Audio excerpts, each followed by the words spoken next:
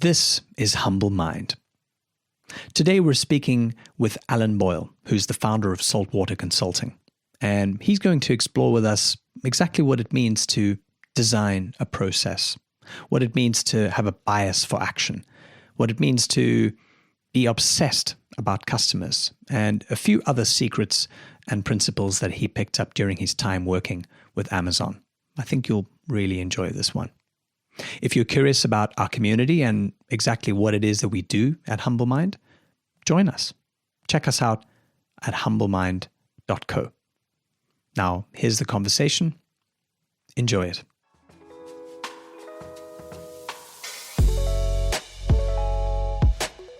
Yeah, very warm welcome to Humble Mind. Thanks for joining us, Allan. Not at all. It's good to be on and to chat to you. Awesome. You have a very soothing voice, Alex. So kind of you can put anybody at ease, you know. Good. Well, just don't fall asleep. It's just. No, I won't. I'd love to hear a bit about your background, just for everyone's context. I mean, I know kind of where you come from, and the fact that you're also a fellow South African. We're everywhere, aren't we? But yeah, maybe just your background quickly on kind of where you've been, where you started out, and what led you to currently your work with Saltwater Consulting, just for some context. Okay, so I'll try and keep it as short as possible without going into too much detail. But I was born in France to an Irish mother, a South African father. That was back in '76, and then a few years later, we got, I think, kicked out of the country for obvious reasons, and back to Simonstown, and spent some time in Cape Town. Spent a lot of my childhood in Cape Town, and then also Johannesburg and stuff like that. So after school wasn't exactly I wasn't the most academic guy in town. School was quite interesting. I struggled with maths, I struggled with science, and really didn't enjoy the school thing. I moved around a lot. I went to 7 different schools. Dad was in logistics and all over the show. So that's served me better later in life as I've adapted to new things and change, and can help with change programs. And I suppose at the time it wasn't too bad, but it is, when you're growing up and you're 2 years before finishing school and you're being moved from one end of the country to the next, that wasn't fun. But it's probably helped build some resilience along the way. After that, I went to, I actually went straight into work. I went into logistics and into fleet management. I worked for a company for about 3 or 4 years there. And then I decided that the IT bug had bit a little bit. It was just starting out. I mean, people were really starting to use systems to improve their processes. And in fleet management, we had a number of trucks on the road being delivered around South Africa, fresh produce and everything like that, refrigerated trucks. And there was quite a lot of planning around that. And they implemented a system. And everything was handwritten back in those days. And they implemented a system with GSM, where a mobile technology where the trucks could actually we could do some better route planning, and we could start mapping where they were going, and also stop trucks from going into areas that they shouldn't be going into, hijack zones, things like that. Real struggles in South Africa, if you know. That kind of led me to this. Well, hang on. This is interesting. Technology can really change the way you do things. And I did some IT studies. I went into sort of technology and planning and systems engineering type studies, and then went to Saudi Arabia, then to worked with Citibank for a while, helping them roll out a new network. And then from there to Dublin. This is Dublin in 2000. And I was an IT guy working for a financial services company. We optimized a lot of their systems. We consolidated 5 or 6 companies from different parts of Dublin into one area. And again, just through this time, understanding how potentially technology can improve the way you do things. So fast forward a little bit, I went back to South Africa. I joined an internet service provider, spent a number of years there, and moved into an operations role from sales. I was like probably the only COO with a revenue number on my head, at the time. But it was quite interesting because the whole idea was to get the customer, onboard the customer, keep the customer. So I looked after that end of the business while the CTO looked after the technology and the infrastructure, networks, etc. So I learned a lot about operations, and I've always had this obsession for customers, and I'll get into that in a second. I then came back. So you're probably not following along at this stage because it's confusing, but so around 2018, I started in Amazon in Ireland. So we decided, my wife is Irish, we decided after 10 years back in South Africa, we wanted to come back to Ireland. And I joined AWS, Amazon Web Services. It's their cloud part of the business, and used to be a very small part of Amazon, is now quite a big part of Amazon. Yeah, and I spent a number of years there working on a few global programs. I was kind of senior leader in there in Dublin, and really optimizing their support operations business. And then in 2020, March 2020, just before all the shutdowns, I left Amazon and started a consulting business. Oh, what a time. Perfect timing. So Saltwater Consulting was very much, the idea there was, I learned a lot over my career as a COO, as a senior manager at Amazon, where they really use operational efficiencies well. I learned a lot about operations. And even though I wouldn't like to bury my head in operations all day long, the idea to enable companies and teach them how to fish or teach them how to be more efficient, that really appealed to me. And that kind of led me to saying, well, do you know what? I'm probably not cut out for a big corporate or tech company like Amazon. I think I joined far too late. If I joined when I was younger, I might have had a longer tenure there. So it didn't really suit me. I learned a lot there, and I just thought it was time to start my own thing and teach companies how to fish, basically, and using operational excellence. So that's my story, really, in a nutshell.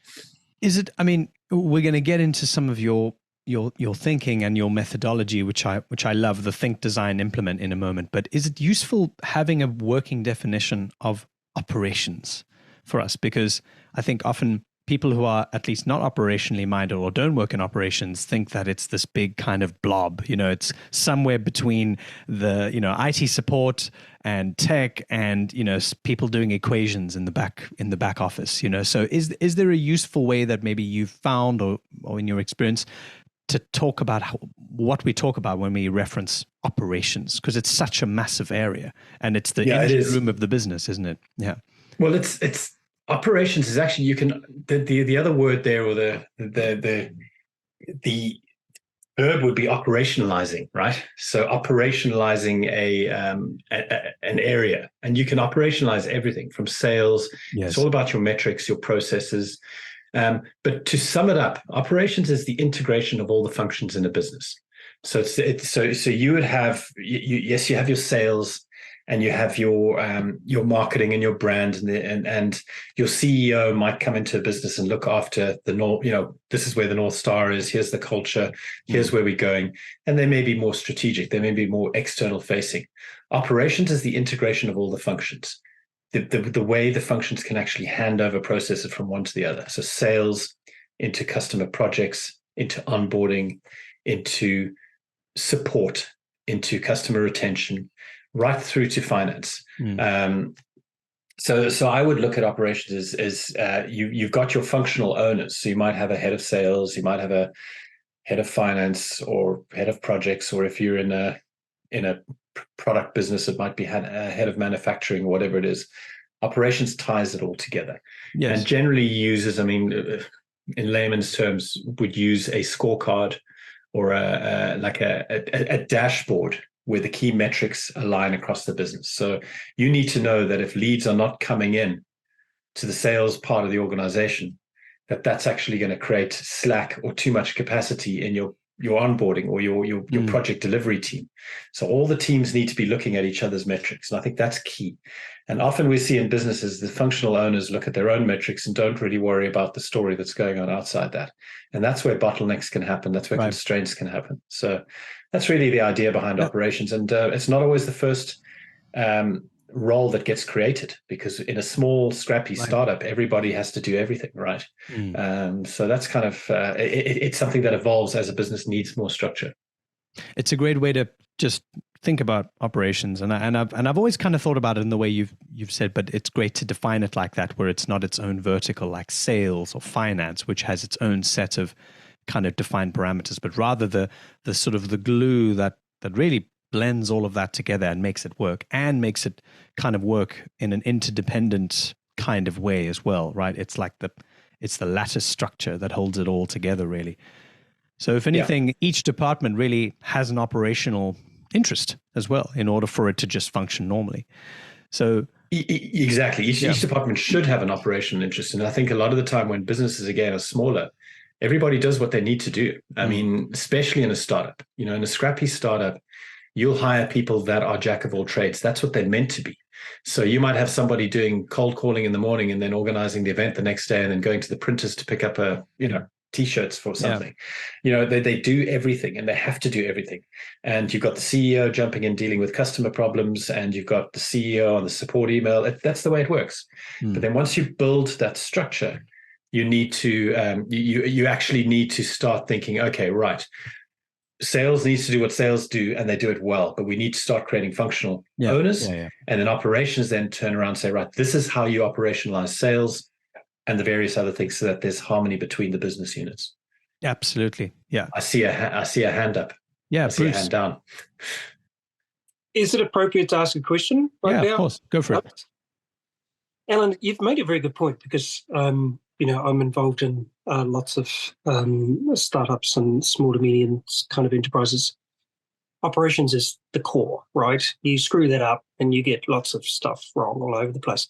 But it's actually one of the lowest ranking areas in the business from the startup perspective, and we look at it because we always say that the operations is such a core, but it's down here. Yeah, we're looking at the marketing, we're looking at the sales, and we're handling all the finance stuff and the reporting.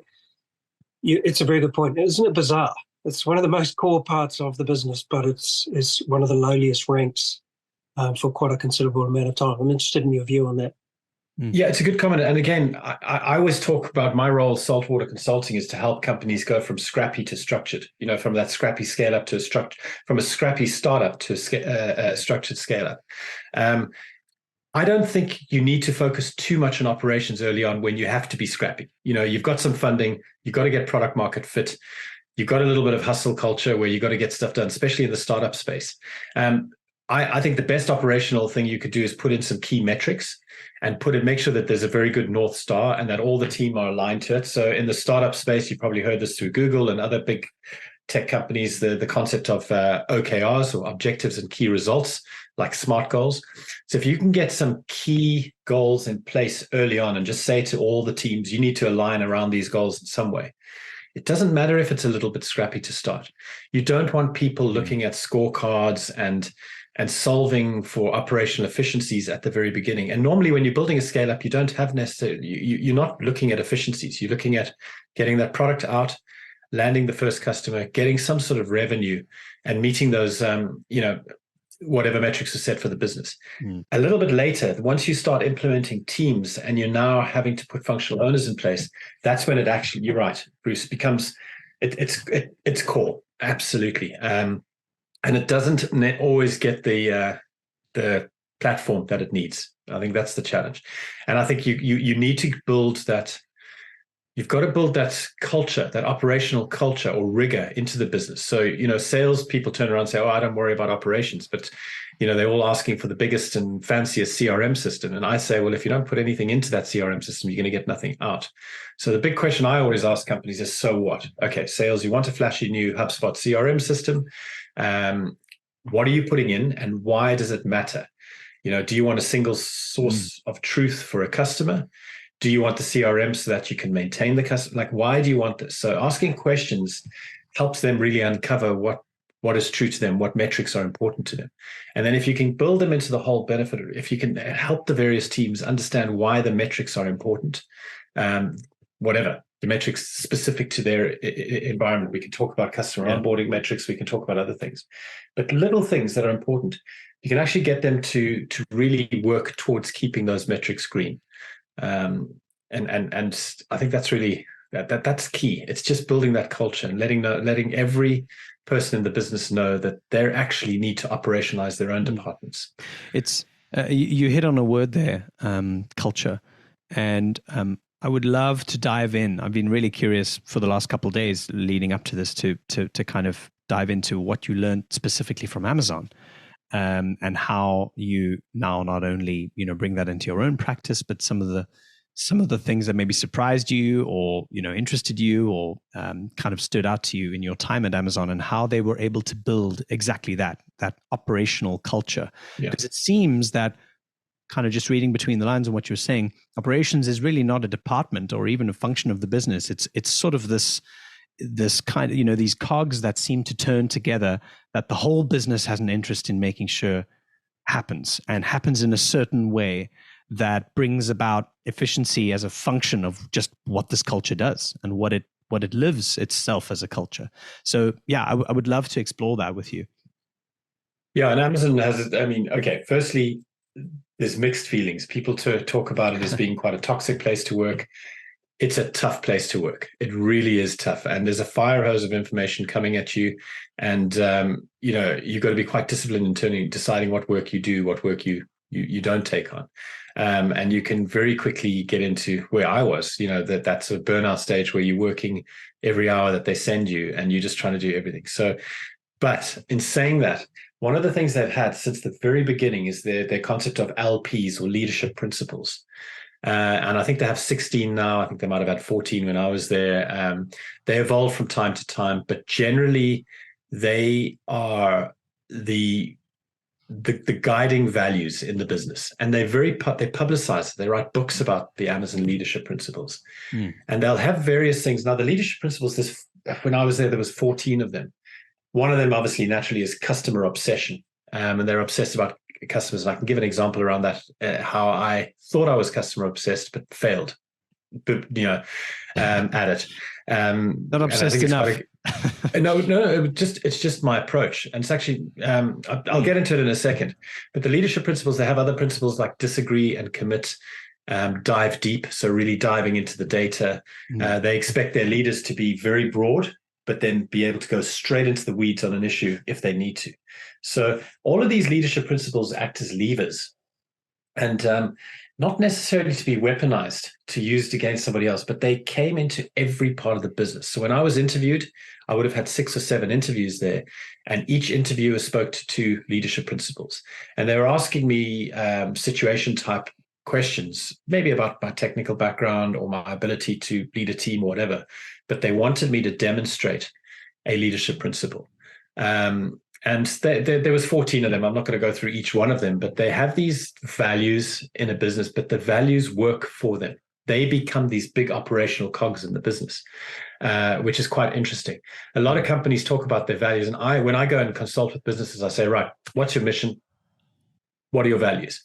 And they're like umming and they're tripping over themselves and they're pulling something out of the drawer saying resilience, innovation, but they're not living the values. I think the thing with what I saw as Amazon is it's baked into everything they do. And I think that was quite interesting, because when you go to a meeting, you can be halfway through a meeting and somebody said, you're not demonstrating a bias for action here. So which is one of the bias for action. Is that? Yeah. So that was one of the leadership principles. So bias for action means you've got a bias for action. You get stuff done. You move forward. That. But then there's another principle called dive deep. So you're very analytical. So sometimes what happens is these leadership principles conflict with each other. And I might be coming into a room saying, you're not demonstrating bias for action. You're not moving quick enough on this problem. And they'll turn around and say, well, I need to dive deep. I actually need the data before I can make a decision. So sometimes they work against each other. But the whole idea is that these leadership principles help you say, right, well, should I be going a bit quicker? Do I need to go into more weeds? What do I do? And they get used in everything. So when promotions happen, what leadership principles does this person demonstrate? When you have a conversation in a meeting and a meeting starts going off tangent, they'll bring the leadership principles in. Even at the water cooler, when you're talking about other staff, you bring in the leadership principles they demonstrate. Like, that's a really good leader.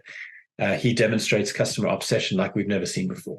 And it's baked into everything. And when you've got these very, very strong values that run the business, it's very easy to build around that because you're referring to them all the time. So the culture is quite strong there. It's quite strong there. Do you know, just out of interest, do you know how these values are kind of instilled and incentivized maybe amongst the senior leadership? I mean, is Is there a way that they somehow tie some of the performance pay directly to how they live these values? Because clearly you've got these die-hard kind of, leaders who are doing what they need to be doing, and they're customer obsessed, but they're also clearly sort of company obsessed as well. How do you get them to live that to the point where now they're talking about that at the water cooler? It just lives right through the business. That's why it works. And the senior executives, the very, very senior teams, the team on Jeff Bezos's direct reports, every number of years would go. Or at the time, he's no longer sort of fully involved in the business. Andy Jassy's moved into that spot, but they would go off site and they would question the values, and they'd say, "Are these values still serving us? Do we need to bring in more values?" So there's been a lot more work around governance and compliance and looking after the workforce. So they've introduced values around that. But at the very beginning, let's say customer obsession. I'm going to go back to that. Jeff, in his very first meetings, used to have a chair in the room. He'd have an empty chair in the room. And with his leadership team, if anybody was sort of not demonstrating customer, he would say, "That's the customer in that chair. They're in the boardroom with us." And if anybody started going on a different tangent, he would say, "We're not thinking about the customer." And those stories filter down to the newest person joining. The onboarding is very intentional. Like a mythology. Employee onboarding. Yeah. So we would have a very, very well thought out onboarding plan, maybe 100 days or more, where you actually study the leadership principles, you study how to do hiring, you join courses, every morning you're given sort of little nuggets of information around, here's a good example of leadership principles. So they really instill that in you early on. And it's taken very seriously. It's as I said, it's baked into every part of the business. Even, in AWS, you would work with partners. So let's say you'd work with SAP, or you'd work with Microsoft or other partners on technology that needed to serve a certain customer that required both Amazon and other partners to work on. And the partners would understand our leadership principles. They would understand it's the way of working. And there's some mechanisms that can filter out from the leadership principles, which you can use in smaller teams. And one of those is called tenets. Now, tenets is a bit of a biblical term, but tenets it's like values or shared behaviors. And teams at Amazon are encouraged when they put the team together. So let's say there's a new team that's going to go and start building Alexa, for example. That Alexa team, that founding team, will agree their tenets. What are their tenets? They'll have 4 or 5 shared behaviors that they work on, that they hold each other accountable to. So there's a big, big play on not only following the core leadership principles, the core values, but also the teams almost commit and contract. And I love that. And I bring that into all the companies I work with. I kind of say to the teams, what are your shared behaviors? Because if they can agree on the behaviors, saying I'll give you a quick example. I was working with a team in the UK, and I was trying to connect 6 IT teams that were operating in silos. The security team was operating very differently to the way the support team was, the production team, the engineering team. All these IT teams are coming together. And we were trying to operationally align these teams.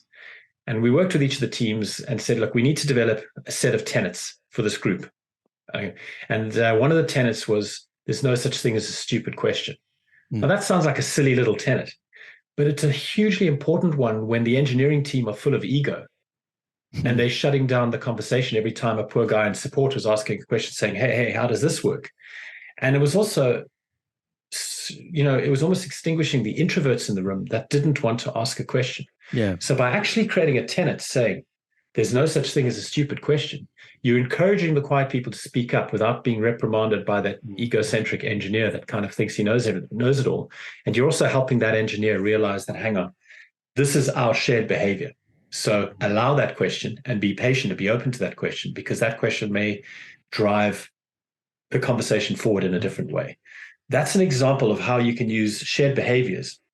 And then once you've got the shared behaviors in place and everybody knows where their North Star is and where they're going, then it becomes very easy to layer in operational KPIs and goals and all those other things, because the team know how they operate.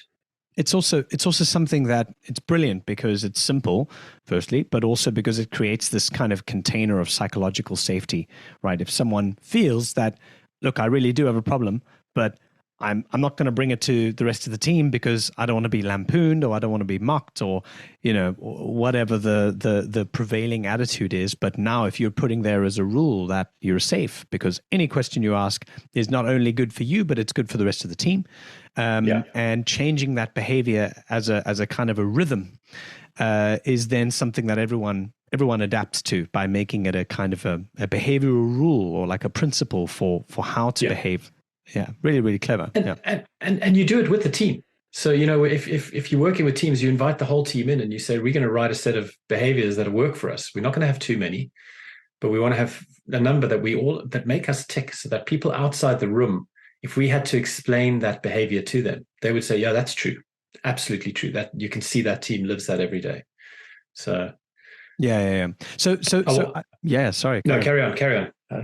I was just going to say, so you picked up all of these learnings at Amazon, for better, for worse, hectic place to work at, but definitely the kind of place that, because it goes at 200 miles an hour, you're going to be picking things up. And obviously that's influenced a lot of your current consulting. And so I'd love to, unless you wanted to talk about anything else about Amazon, I'd love to go into your methodology, think, design, implement, because everyone wants to create a phenomenal customer experience, right? Everyone wants to onboard their customer and keep them around for the long term. But I think the operationalizing of that is often what people miss, especially maybe in smaller businesses as well. And a lot of the people in Humble Mind in the community are often single business owners or they're coaches, and they have an even greater need to operationalize what they do because a lot of the time there's no one else. So they've got to set up very clear and direct processes on what to do so that customers aren't left hanging by a thread. So yeah, I'd love to hear, maybe just talk us through your steps and then maybe how we can see how to apply some of those specifically with smaller businesses. Because I think that's often where it's really most needed. Yeah, and I think as a small business, even as I'm a small business myself. I work as an advisor to companies and help them scale. Right. Or I work as a fractional COO, but I've got to think about my own planning and my own quarterly planning, and I try and follow the similar types of ways of working that I implement with my customers, almost to practice it. Even though I might be a team of one, it doesn't matter. You still have to put a few systems and structures in place. Yeah. So think, design, implement, very much the think comes from, when I go and work with companies, I want to understand what the problems are first. So I've taken a design thinking approach. I was very fortunate to do a course in design thinking as part of a master's program. I did an elective and I was over in Hyderabad in India, and we did a course on design thinking. And I wanted to take some of the elements there of you're not necessarily going in to fix the problem. You're not necessarily going in there to solve a problem or provide a solution. You want to ideate. So you want to meet with a team, run a little bit of diagnostics and see what trends come up. So typically my think process involves me going in and meeting with a team. It might be a number of the senior leaders. It might be a few individual contributors, mid-managers, whatever it is. And then asking them a number of questions, which will give me an operational health, like almost an organizational health score for the business. And just really ask them, that usual, what should we start doing? What should we stop doing? If you could wave a magic wand, what would you like to see change in the business? And really start just picking up the pulse of the business. That's the thing. And then what I would do is I'd take that diagnostics report and say, right, well, this is what I'm seeing. Your values are pretty strong, but you don't check your metrics weekly, for example. So maybe that's something we need to start looking at. Or you're only doing an annual goal setting thing. You're not doing a quarterly goal setting thing. If you did quarterly, you could probably get more done. Or when you set your goals, you set 50 goals every quarter and you only achieve none of them, right? So less is more. That's my approach on everything, right? Rather every leader, just one goal each. And if every leader is dealing with one thing each a quarter, suddenly you get to the end of year and you've really moved the dial. So for me, it's all about less is more, and then really putting an emphasis on those goals, saying that's what you need to focus on. Spend at least 4 or 5 hours outside your business as usual every week, thinking about your goal, working on your goal, really put time in your calendar around your goal. Because if you're spending 4 or 5 hours a week over 12 weeks of a quarter, you're going to get a lot done. But if you open up your email on a Friday morning and the first curveball comes in, you're naturally going to go and solve that curveball. So you're going to end up working on business as usual and you won't hit goals. So that's kind of, that's the think process. Just really understand where in the business there's potential errors. The design is then saying, right, well, let's get you thinking big, where you need to be in 10 years, what your values are, what your market, basically a strategic document. And the design piece is implement the strategic document with a team, where you want to go, but then turn that into an execution plan.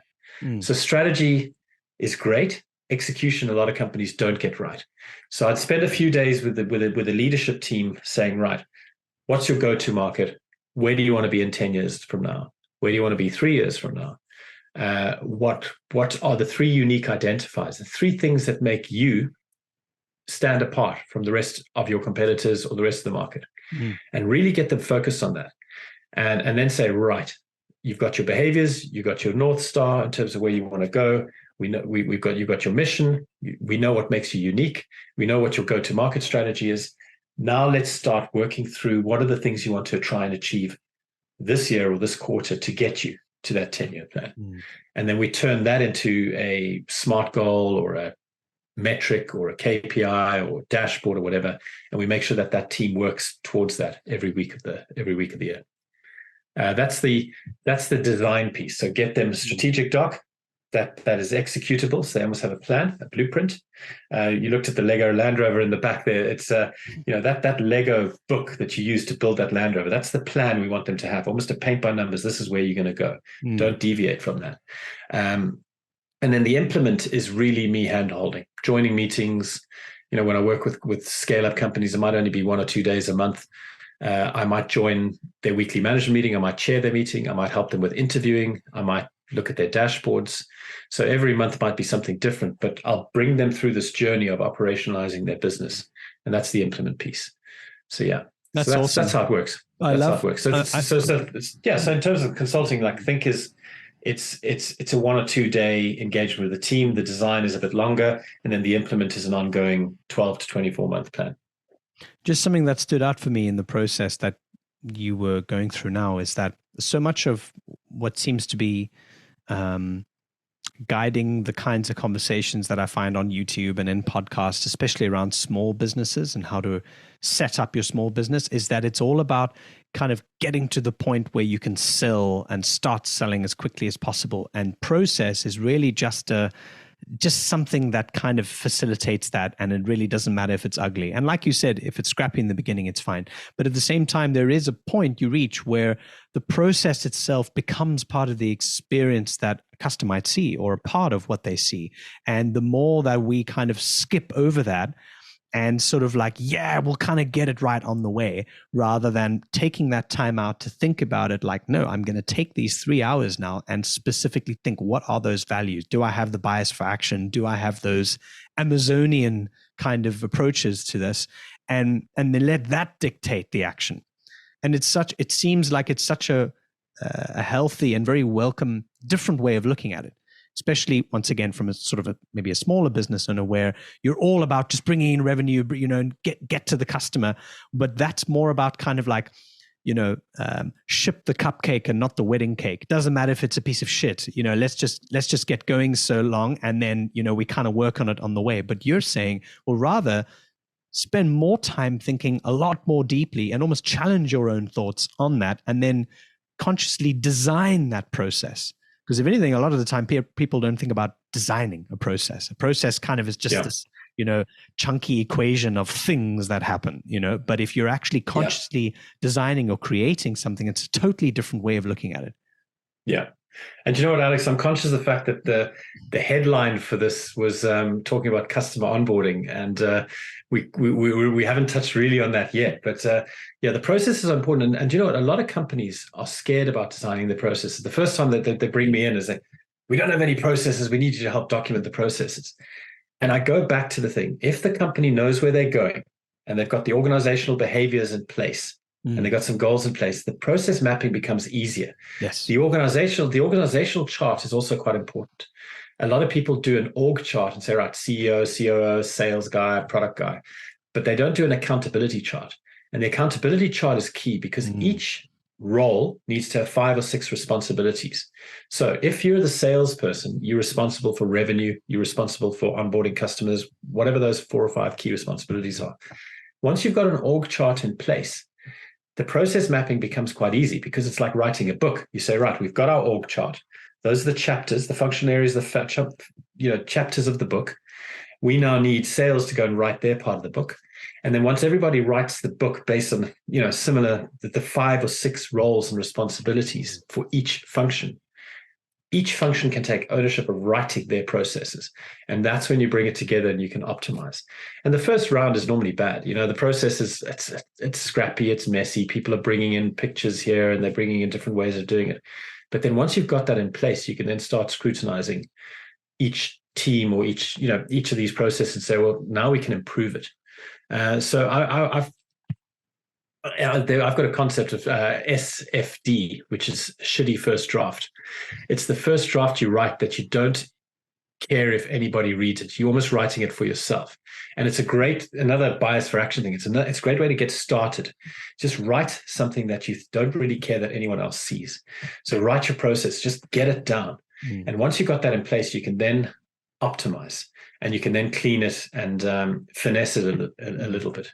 But you can't optimize what you don't start on, right? And that's the point. Yeah, exactly. But a lot of people feel, I don't have time to write the processes. I'll give you an example. I was working with a cyber company a couple of years ago, and they did a lot of high-end consulting. So they charged a lot of money to go and be in front of the customer and do billable work. And they wanted to map their processes. But these guys are being paid to do billable work on site with the customer. How are they going to find time to actually go and write all their processes? But they had an internship program as well. And these interns are coming in. So I just turned around to the MD and I said, get the interns to write the processes. And he's like, what? You must be joking. I said, no. Get them to shadow the seniors, go on site with the seniors and write down everything they do. And then once they've written it down, at the company meeting once a week or whatever, they could actually present those processes to the seniors and the seniors would be like, geez, do I do it that way? Maybe there's a better way. Why am I doing that? And because the interns are coming in fresh eyes, sure, they're not expected to understand the business of the process. But if you just say, document what the seniors are doing through that shadow process, that instills learning both ways very quickly. So the interns are feeling valuable because they're actually doing something big for the company. They're writing the processes. And the seniors are starting to see the blind spots, and between them, they can optimize. So feedback loop. You just got to you've got to sometimes just be creative in terms of getting the job done. I want to ask you one question about sort of customers and customer onboarding. Is there anything that you've learned about sort of customer psychology through what you've now seen? Because when you're process mapping and when you're working with organizations, it's all about, from their perspective, no matter how customer obsessed you might be, you're still looking at it from things in your shoes, right? But is there anything that goes through your mind, or what you've learned, or something that might have been surprising along the way, whether it's Amazon or not, that has given you an insight to kind of what do customers really seek? How do they go about solving their problems? Is there anything interesting in the behavior or some of the psychology that you've maybe unpacked over this time? A few things. Firstly, I'm going to quickly go back to Amazon and that leadership principle, customer obsession. So I was running a global partner program where we were trying to optimize the way partners were providing Amazon support. We were just trying to improve that. And I wrote the document. At Amazon, you don't have PowerPoints and things like that. You have these big working documents, and the document becomes the blueprint. And I thought I'd written a really good document, and I presented it to the team, and they said, and I'm a customer obsessed person. Like when I was an operations manager in Ireland, in South Africa and stuff like that, if the phone rang, I'd pick it up and I'd do whatever I can to solve the customer problem. And I thought that's probably why I got the job there. I was customer obsessed. But I wrote the document, and in the first paragraphs of the document, I was talking about profitability and what the partners could potentially earn. And they said, you're not thinking about the customer at all. Like the first paragraph, you're starting to talk about the finances and the profit and the GP. that we'll figure that out later. We'll find ways to make this profitable. And that really got me thinking that you really need to think about that customer journey and experience and what they feel. The other thing I really have learned along the way is the customer, and through my own experience, is the customer just wants their expectations managed from the get-go. I'll give you an example. I wanted to go and get look at potentially seeing if I could get laser surgery about a year ago. And I went into I logged onto the clinic on a weekend and said I wanted to have some interest. I had some interest in getting an appointment. They came back immediately with potential appointment dates. And then they said, here's how it'll work. They said, you're going to have a 3-hour appointment. It's quite a process. It's going to cost this. If you pay this now, you book your appointment. If you don't pay it, you're going to get an appointment. You'll then go through a series of various different tests. You'll arrive 15 minutes before the meeting starts, because just in case there's a problem with parking, whatever. Once the meeting starts, you'll be moved to different rooms for various different tests. They were doing pressure and all these different tests. And everything they said in the playbook, they almost sent me a playbook. And then they said, here's the typical FAQs that you may ask along the way. And here's what's going to happen at the end of the consult. And then make sure you have organized the lift home, because we're going to be putting something into your eyes and you're not going to be able to drive home. And I knew exactly how the meeting was going to go. And then I arrived and it happened exactly like that. Wow. I sat in the reception for 15 minutes. I then got moved from one test to the next test. And then I got given an iPad at one point to go and read up on some stuff before I went to that. Then and it just happened like my complete expectation was managed. It was brilliant. That's an example of what good looks like. And all I was told exactly what I was coming in for. It was going to be a slightly uncomfortable process. It was going to cost me a lot of money. It was going to take 3 hours out of my time, but it happened. And I kind of warmed up. I trusted them as a business because their process worked from the get-go. And I think that's super important with customers, is you want to say, we're going to onboard you. We're going to hand you from sales to this team. There's going to be a 2-day induction process here. There's probably going to be about a week or two while we do the credit vetting and stuff like that before we can actually if we just manage that. And I think if the sales folks in an organization can tell the customers the process from day one, the whole process, rather than just trying to sell the feature, that makes a huge difference, because then the customer knows what that journey is going to look like. So you line them up for the journey. I'll give you another bad example. I signed up for a virtual app the other day, and I was onboarding onto the app. It was some app on the phone. It was a coaching app. I've got a customer that wants me to test something out, and it's a virtual coaching app, AI type thing. So I thought, cool, I'll give it a shot. And the first step of the app is, please take a couple of minutes to onboard yourself, because we need to build your wheel of whatever, your coaching wheel, your personality wheel. And it took 20 minutes. So the app is telling me it's going to take a couple of minutes. And then I ended up going through question, because I thought I could do this in between, while the kettle's boiling, quickly, like on board before I went to the next meeting. And it took 20 minutes to build this thing. And immediately I've lost faith in the app. My experience is bad, because I was told it would take a couple of minutes and it took me 20 minutes to answer the questions. And the trust is broken before I've even onboarded onto the app. And it's a great example, because I think often we have that with surveys, and I've been launching a couple of surveys lately. And when you want someone to take your survey, you're always going to say, it's just 2 minutes. It's not going to take the smallest amount of time. Don't worry. And of course, it always takes longer. And you don't want to misrepresent that, but you've also got an interest in getting what you need done as well. Yeah. And so the intentions can be good, but these things do create that impression in our mind where, all right, already there's a bad start there, versus your experience in the clinic, which was just playbook, material. It was from start to finish exactly what you expected, what you needed. Take my money, no problem. There's almost something kind of zen in a way about having a process that in real life just follows what it says it does on the tin. And it's just straightforward. And if you do right by the customer, like it says on Amazon, and you have that bias for action, and you're able to just give them what they want, give them what they need, then the rest of the business will follow. It's the hand that feeds. Exactly. And you know what? I get the survey thing, and everyone just wants to get the job done, but you end up pissing the customer off along the way. And then customers stop wanting to do surveys. But if you turn around and say, look, we're building this cool thing, but we need to get a profile of you. And that profile is going to take about 7 to 8 minutes of your time, but it's going to be super once it's done, and it's going to give us the information we need. Customers, and then you deliver that in 7 minutes. Customers like, cool.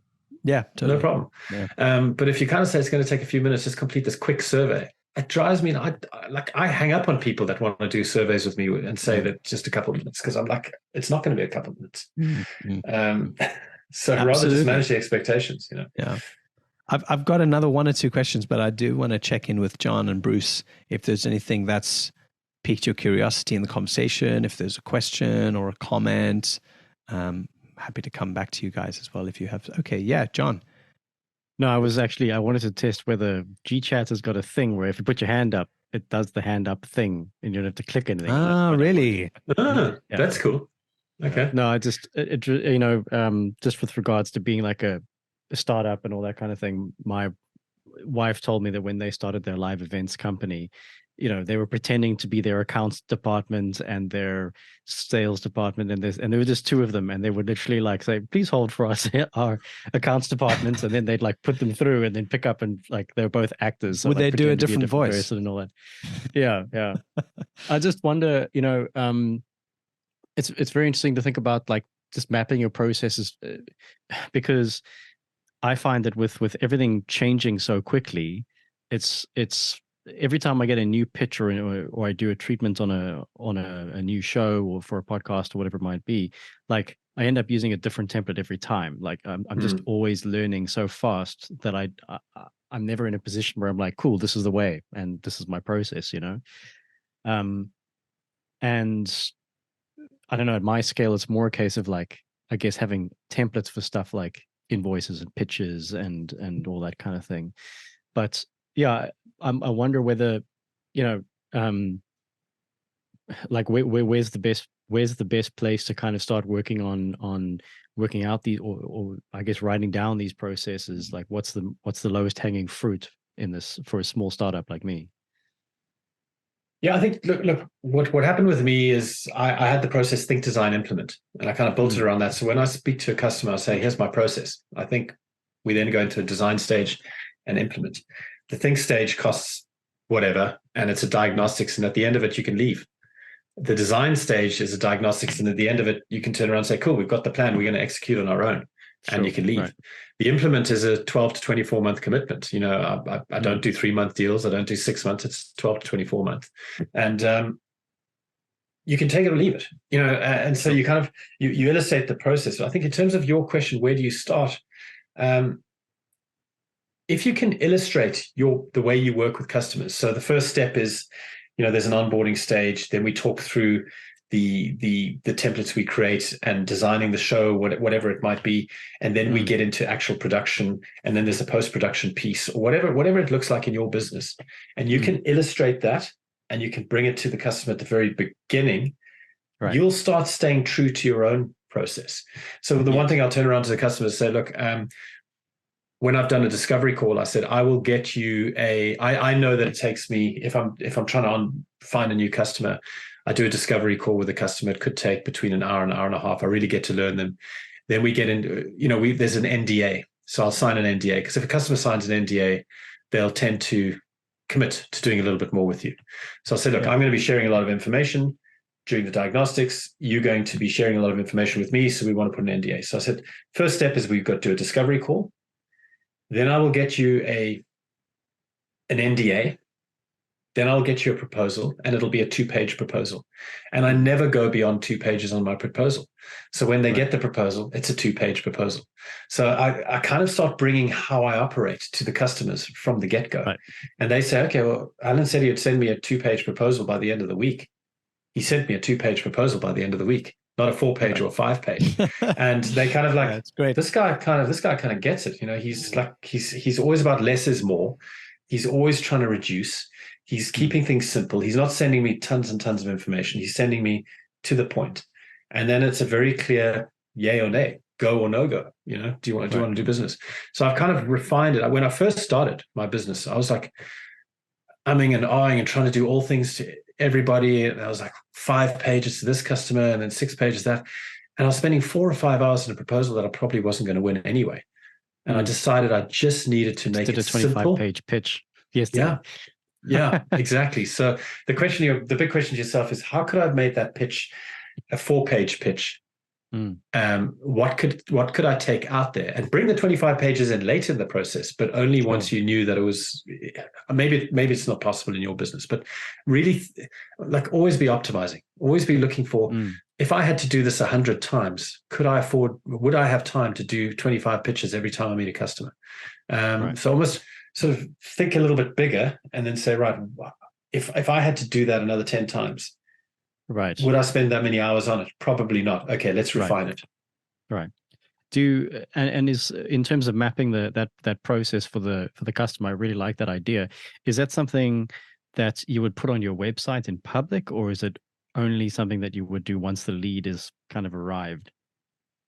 Once I've got the business? No, I mean, like, if someone contacts you and says, I'd like to make a podcast, well, how do you work? And then obviously then at that point, of course, you would take them through, here is an illustrated kind of version of how we do the process. But I mean, do you think it would also attract leads if you were clear about that process publicly as well? I mean, because the processes aren't like, they're not particularly secrets or anything like that, no. But very few people illustrate them. Remember that whole, there's no such thing as a stupid question. There's probably a lot of people going onto your website or engaging with a podcast producer, not knowing how it works. Sure, so by putting your process there is actually quite good, I think. Simplifying. I mean, you don't want to put every little bit of detail and scare them off, but you want to say, right, well, here's the 4 or 5 steps that it takes to working with and you don't necessarily need to call it your process. You can say ways of working. Our ways of, this is how you would work with me. And it was quite interesting. I was listening to a podcast the other day and I forget the name of the guy. I don't know if it was the CEO of one big tech company, maybe a document management. I can't think of the name. And if I can, I'll try and give it to you, Alex, and you can, share it. But he's a difficult guy to work with. So he created a playbook on how to work with him. So new employees, when they joined, they read the playbook saying, when you reach out to Alex, don't say hi, Alex, on an email, just say Alex, because little things bugged him. And he kind of set out the little things that make him unique with the employees. And then he doesn't have to beat around and worry about walking on eggshells and worrying about offending people or anything, because they know how to work with this guy. He's made it clear, this is how you work with me. And this is how I operate. And there's no blurred lines. Whereas if he didn't, and suddenly he was rude to an employee, the employee would have him in front of HR in no time. So he just was clever. He said, I'm a unique individual. I'm a bit strange. I've got a strange way of working. So I'm just going to document my way of working so that everybody knows how to work with me. I thought that was pretty cool. Something similar here. There's a guy named Ewald Horn who's a developer that I've worked with lightly. He's a similar guy in that if you go to his website, he's got a quiz that you score yourself on, and if you don't score enough points, he's like, don't contact me. Like, if you don't have a detailed brief and timelines and you understand your business and its potential profitability, there are wireframes and screen designs available. So he says like A+, excellent, we should talk. 6+, there are a few potential issues. Feel free to review the cheat sheet once more. 5 or less, sorry, our approaches are too different. I do not see us working together. You see, like, that's ideal, and he knows who he wants to work with, and he'd rather have 10 great customers that understand his way of working than having to navigate all of that. So I think it goes back to this customer journey. Make it simple for the customers. Make them understand how they will work with you. I think that's pretty cool. And then find ways to delight them. I think that's also important as well. I think you can delight customers in small ways, but they make a big difference. We all know Yuppie Chef used to do the handwritten notes when you ordered something. In South Africa, they were a high-end kitchen appliance company, and they do handwritten notes. Or if you bought a knife from them, they would put a little coin in the box, because there's a whole tradition around, you give a coin with a knife. So again, just find little ways to delight customers. I've just come back from South Africa and I flew with Turkish Airlines for the first time. And the whole experience was phenomenal. And they gave me upgrades. You know, they saw I was tall when I arrived at the airport. I'm 6'3" or whatever. And I said, listen, is there any chance of a bit of extra legroom? And they made it happen for me, and they delighted me. Now, it was the first time using the flight. Maybe they've kind of got a little flag in their system saying, get this guy into premium economy so that he orders it next time. You know, I don't know. But they found ways to delight me, and it was great. Whereas, you know, you get on that BA flight to Cape Town from the UK, and it's absolutely disaster, and it's an old plane. It's just like it's terrible, and you get told that you're in group 20 and you got to hang around at the back. I don't know, it's just a horrible experience. And you know, you find ways to delight even the customers that aren't spending on the big tickets. That's why these industries are just being disrupted left, right, and center, specifically in the airline space. You know, you've got so much room for a better customer experience that it's no wonder that the market share has gone the way it has. I just love. But it is tricky. It is tricky, Alex, as well, because I mean, again, if I look at Emirates years ago, Emirates used to be the same. They'd be a cheap. I think an airline starts its business with a lot of funding and a lot of delighting, and then over time they just become expensive and take the delight away. That's true. You know, I used to fly Emirates because they were affordable and I could go anywhere in the world with them. But I don't anymore because they're not affordable and they're not the first choice when you. Right, it does change. Oh God, they've got to make real money now. It's not funded money that they're spending. Yeah. I want to just quickly check in with Bruce. Yeah, if you've got. Thanks, Alex. Allan, I'm interested in any advice and guidance you'd give the community in terms of the focus point here is overcoming internal resistance to documenting these processes.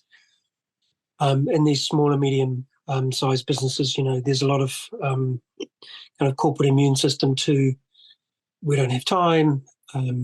That, you know, by the time we write it, it's going to be changing anyway because we're a very evolving, developing business. You know, there's a whole raft of reasons that people don't want to do it.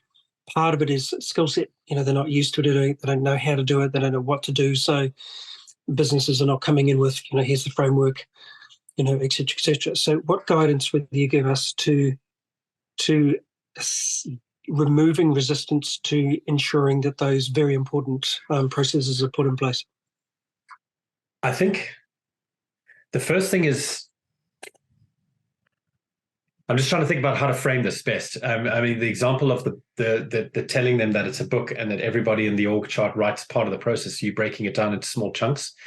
So I think the guidance would be start as small as you possibly can, but delegate the work as much as you possibly can. So if you go into small business, I'm assuming a small business might have 5 functional leaders. Would that be right? Or could it be even smaller?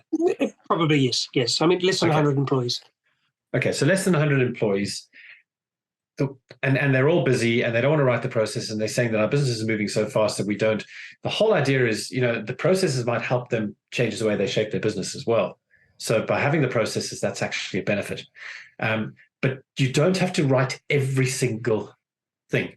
I think what you could turn around and say, right, we want a playbook or an operating book for our business. So the playbook is business. Here's where we want to go. Here's our big goal. This is the thing that makes us unique. Here are our values. And here are our 1, 2, 3 year goals. This is where we want to go as a business. And that becomes the introduction to the book. And then we say, right, we've got our organizational chart. And I think I spoke about this already. And the organization or the accountability chart has a head of sales, head of finance, head of technology, and a partner manager, whatever it is. Each of those have 5 responsibilities under those. And you don't have to list 10 or 100 responsibilities. It's not a job description, just the 5 or 6 key responsibilities. And then you just say to each of those functional owners, just write down 3 or 4 processes for each of those responsibilities. So if you're onboarding customers and the lead process, what is your lead process? So the lead process is we either get organic leads in, we get referrals. When a lead comes in, we then assign it in a ticket to our salesperson. Just 3 or 4 steps. Start with that. Have the bones. Once they get that shitty first draft in place, they'll actually want to start filling in the blanks. You kind of Is that making sense? Am I answering your question? Because you kind of you need to, you can't say to one person, okay, John, you're the guy that's going to write all the processes. So go and write all the processes and go and work with each of those functional owners and ask them what their processes are, because the functional owners are going to give them the middle finger. You've got to make it something that the functional owners can write themselves quickly, or delegate to an assistant, or delegate to somebody on their team to write. Like I explained with the cybersecurity, getting the interns to shadow the seniors and write the processes. So I think that the main thing is, if you've got a very good org chart in place or accountability chart in place, that's a very easy step to go and write the process, because you can take those functional owners and say to them, write down the five key responsibilities you have, write a process for each of those responsibilities, or write 3 or 4 processes for them. Like, so that's what I would say to you, is break it down. Don't give it to one person. The other one is get creative, is just get junior members of the team or new members of the team to shadow old members of the team, and just get them during their onboarding stage or their induction stage, just to document what that team does. Great, thank you. I have 2 other questions, if I may. Sure. One is, there's always an assumption that you put people in a job and they're able to do the entire job, which is primarily not true, right? There's parts that they excel at, there's parts that they can get around with, and there's parts that they are exceptionally poor at, but they're still required to do the spherical part of their job. When it comes to this process that you're talking about now, the delegation of it, this is your part. What would you advise people to do when they come across someone that is simply very challenged to do this sort of thing? They are a functional leader, but this type of process is extremely difficult for them to do from a skill perspective. So they're a functional leader. So their responsibility is to lead the function, to own that function. To deliver the sales, to deliver the finance, to deliver operations, to deliver whatever it may be. And they're very good at what they do. Yeah. But when it comes to writing processes and thinking in this kind of way, they're very challenged.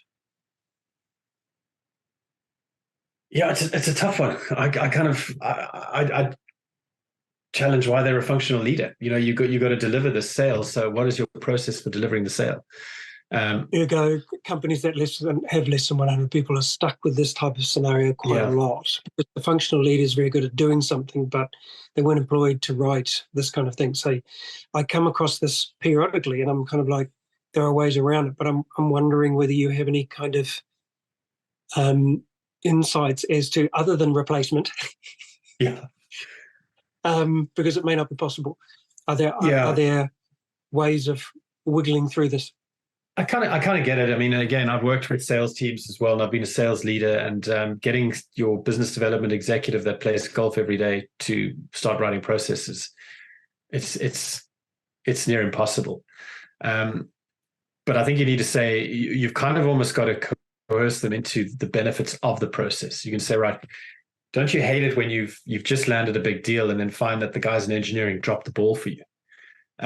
Or that you've just onboarded a customer and they're ringing you up for customer support every 5 minutes because they haven't been onboarded properly onto the support side. So I think we're just interested in your process of onboarding a customer, so that we can actually see where there may be blind spots where other teams can actually, share.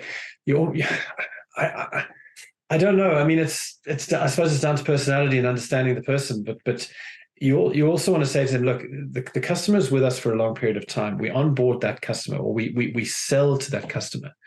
We need to make sure that we can keep that customer for 2 or 3 years. Because if we spend a whole lot of marketing budget on that customer to get them in the door, and they leave within an early period of time, we've lost money as a business. We're out of business. So we've got to increase that customer lifetime value, and the way to do that is to delight them from the get-go. And to delight them, our engineering teams and our onboarding teams need to understand the sales process, and you need to understand their processes. So by you just documenting how you engage with the customer, how you onboard with the customer, you're actually benefiting the greater good of the company. I don't know. It's a tough one. I kind of understand your conundrum, but I persevere with it, and I try and I just find ways with the guys. And again, this is the rigor that was built through my time at Amazon and through my time working as a CEO in companies. Is every part of the business needs to be operationalized. They've got to do it. And in an organization, even with 100 people in a sales org, yes, your business development director may say, well, sorry, I'm not going to write processes. But that person's going to have a sales admin person in the business who can shadow them and actually get those things done. So there is a way. Right. Yeah. Thank you. Last question, if I may, is businesses are growing, or the business is growing, is developing to the point that what are the signs that they could be aware of that they need someone like you to step in and help them get to that next point? I think some of the signs are staff, when they start growing, a lot of smaller businesses say our retention rates are good for staff. Everybody stayed because it's the founding team, and sometimes the founding team have equity, and that's why they've stayed. But suddenly you're getting to 50, 100 people, and you're finding that people are coming in the door and they're going out the door 6 months later. So the first thing I see is, does your staff retention rate start slipping and staff leaving? The other one is when they're bringing people into the organization. So they're having to train. When you get to 30 people or so, you're now starting to bring in specialists. So you might have a product specialist, or you might start bringing certain services in-house. So a business under 50 people, for example, doesn't need in-house HR. They'd probably outsource that. And they've got an outside company that actually goes and does some of the HR stuff. A business that starts growing beyond 50 people probably brings an HR person or people operations person into the business. Same with marketing. You'll outsource your marketing and agencies, to agencies. And then when you get to a certain size where you're needing to go into new territories, you bring in a marketing manager. So as you start having to bring in new functions, you're bringing in experts or hiring in new people that are coming in and working alongside the existing people. And remember, the existing people are those scrappy startup interns that started, those college guys that started running around, going to events, doing things, learning on the job. Now suddenly are very put off by these structured people that have either come from corporate or from other companies where there's been a bit more structure. So that's when you start seeing challenges between an existing manager and a new manager coming in. And then the other thing as well is retention. You want to keep staff. So you want to keep your engineers, your lead engineers or your lead developers, especially in a tech company, by making them managers. So you say, right, we're going to keep you. We're going to have to pay you 25% more. You're going to now look after the rest of the team. So you almost over promoting. You're moving individual contributors into management roles far too soon without giving them the proper management training. Those are all the warning signs. And then also when your co-founders are becoming bottlenecks, because as you grow bigger and you've got 100 people and 100x customers, the decisions that you have to make every day 10x. And suddenly these co-founders just can't, they stop making decisions. So what you need to start doing is actually delegating those decisions down as much as possible to the organization. And that's when you actually start testing the delegation skills. Can these founders actually delegate properly? Or does every decision still need to go to them? So those are the sort of the creaks. And some founders enjoy the chaos and they work their way through it. Others want it to be smoother. So they bring somebody in like me to help with the operations. Great. Thank you very much. Awesome. Wow.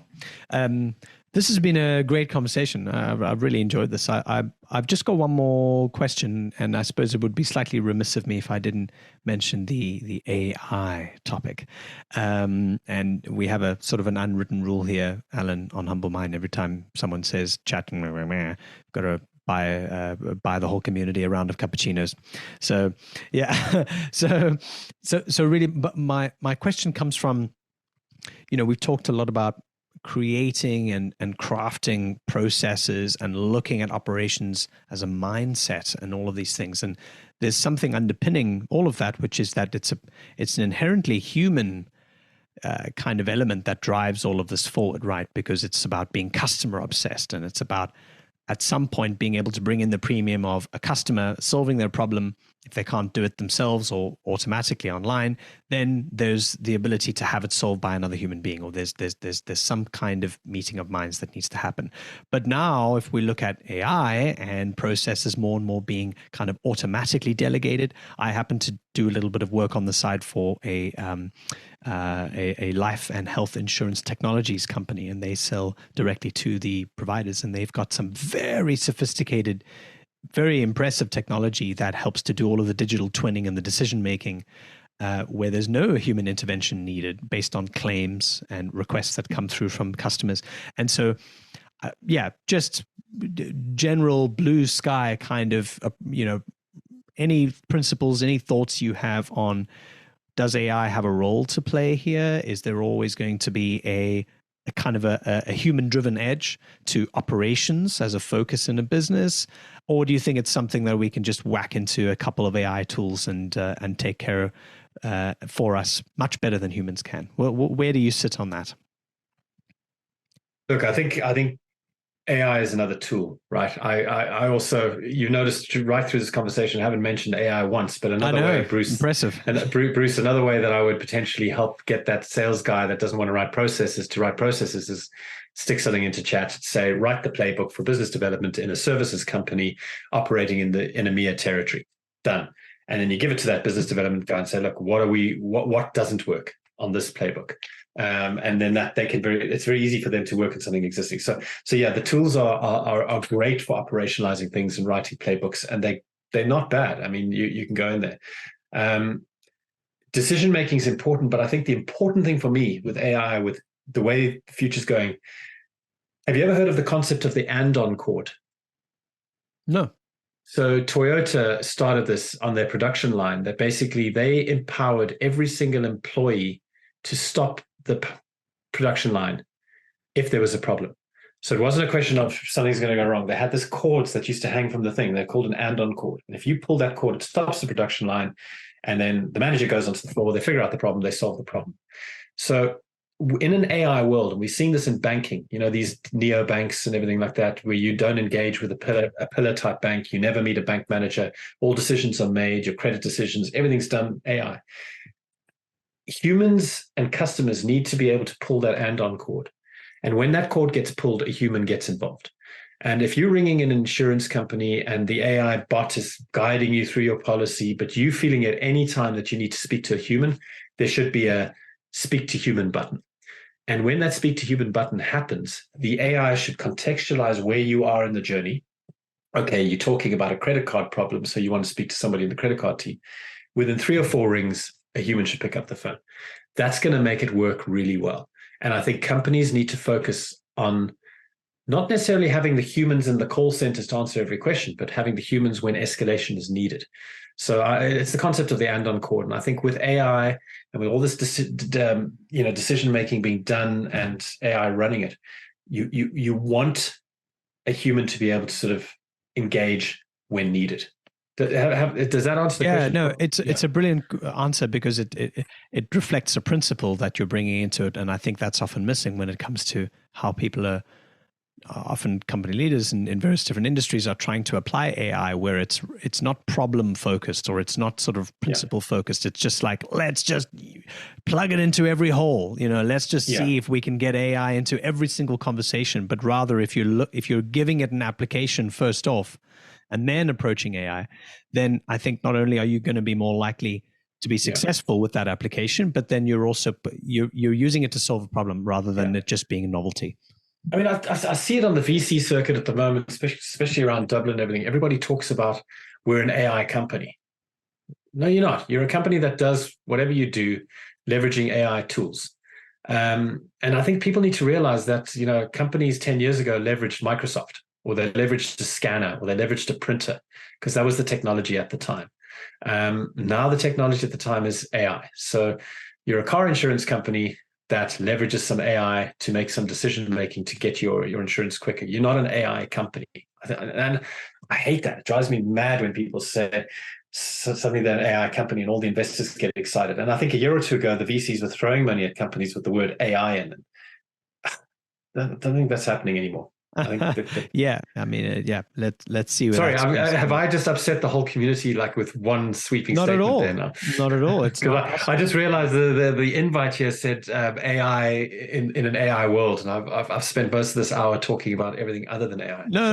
It's you've got very much the right approach, and I think most of the community would agree with you on that. That we still have a role to play, a very important role, and AI is a tool, not the end. It's a means, But yeah, it's been a fabulous conversation. I really enjoyed it. And I'm sure everyone else will when they listen back and check out the clips that we'll put up on Humble Mind soon as well. But thank you. Thanks for your time, Bruce and John. Appreciate it. Yeah, dude, thank you very much, Allan. Guys as well. Yeah. Thanks for joining us on Humble Mind. Once again, if you're curious to check us out, what our community is all about and what we do on a weekly basis, have a look at our website and join us at humblemind.co. Until next time.